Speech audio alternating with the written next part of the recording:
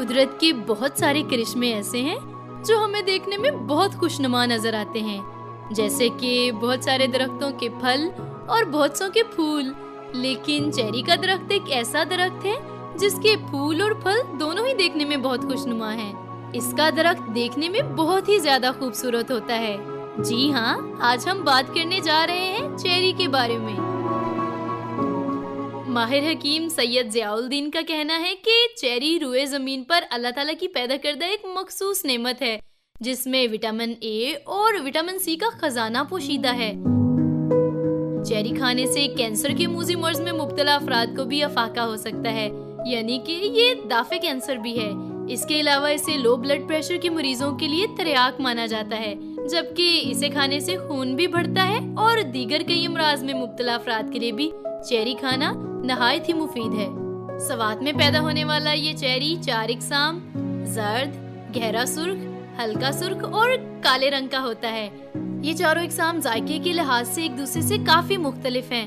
کالے رنگ کا چیری بہت ہی زیادہ میٹھا ہوتا ہے، جبکہ باقی تینوں رنگت میں تو خوبصورت ہوتے ہیں، لیکن ان کی مٹھاس کالے رنگ کے چیری سے قدرے کم ہوتی ہے، بلکہ یہ ترشی مائل ہوتے ہیں۔ البتہ ہر رنگ کی چیری کی اپنی انفرادیت ہے۔ اگر کالے رنگ کی چیری میں مٹھاس زیادہ ہے تو انتہائی سرخ رنگ کی چیری میں رس کالے رنگ کی چیری کی نسبت زیادہ ہوتا ہے۔ تھوڑی سی ترشی مائل ہونے کی بنا پر میٹھا پسند نہ کرنے والے لوگ اس سرخ رنگ کی چیری کو بہت ہی زیادہ پسند کرتے ہیں۔ مزید تحقیق کے نتیجے میں چیری کی 20 اقسام دریافت کر لی گئی ہیں، جنہیں جلد ہی کسانوں کو فراہم کر کے اس کی مزید اقسام کو مارکیٹ میں لایا جائے گا۔ چیری کا پودا لگانے کے بعد اس کو مکمل درخت بننے تک کا عرصہ 7 سال سے لے کر 10 سال تک محیط ہوتا ہے، جو بہت ہی لمبا اور صبر آزما عرصہ ہوتا ہے۔ چیری کا پودا جب درخت بنتا ہے تو ہر سال پھل دیتا ہے، جو نہایت ہی لذیذ ہوتا ہے۔ سوات میں اس کا سیزن اپریل کے وسط سے شروع ہو کر مئی کے آخر تک رہتا ہے، اور اگر کوئی اس کے پھل کو صرف چکھنا بھی چاہے تو کلو سے کم پر تو گزارا ہی نہیں ہوگا۔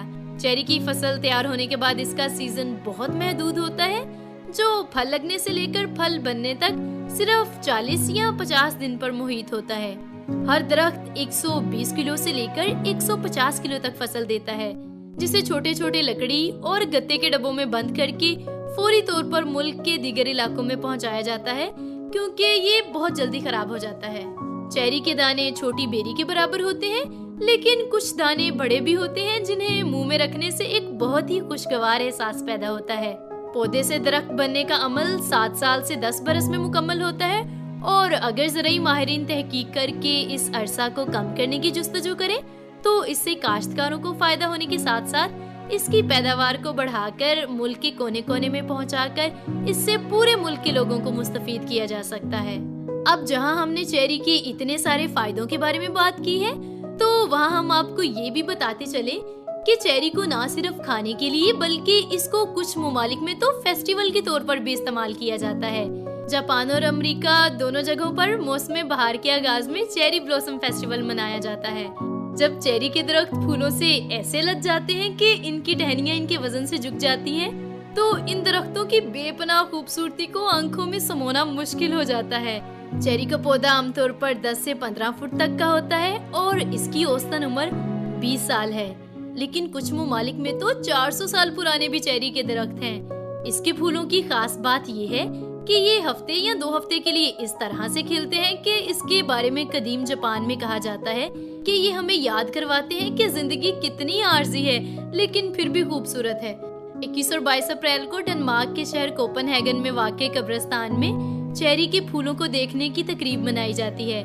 قبرستان اور پھولوں کی نمائش، سننے میں تو یہ بہت عجیب ہے، لیکن ایسا ہوتا ہے۔ یہ قبرستان تقریباً 1 صدی پرانا ہے۔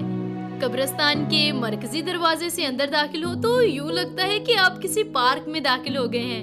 قبرستان میں چیری بلوسم کی چھاؤں میں درجنوں افراد اس کی خوشبو سے لطف اندوز ہونے کے لیے آتے ہیں۔ چیری کی صورت میں قدرت کی اس قدر خوبصورت مناظر کو دیکھ کر انسان کا دل بے حد خوش اور مسرور ہو جاتا ہے اور لبوں پر خدا تعالیٰ کی حمد جاری ہو جاتی ہے۔ چیری کے پھول اور پھل گو کہ بہت خوبصورت ہیں، لیکن پھر بھی عارضی ہیں، اور اس سے کلام مقدس کی ایک آیت یاد آ جاتی ہے کہ ہر بشر گھاس کی مانند ہے اور اس کی ساری شان و شوکت گھاس کے پھول کی مانند۔ گھاس تو سوکھ جاتی ہے اور پھول گر جاتا ہے، لیکن خداوند کا کلام اب تک قائم رہے گا۔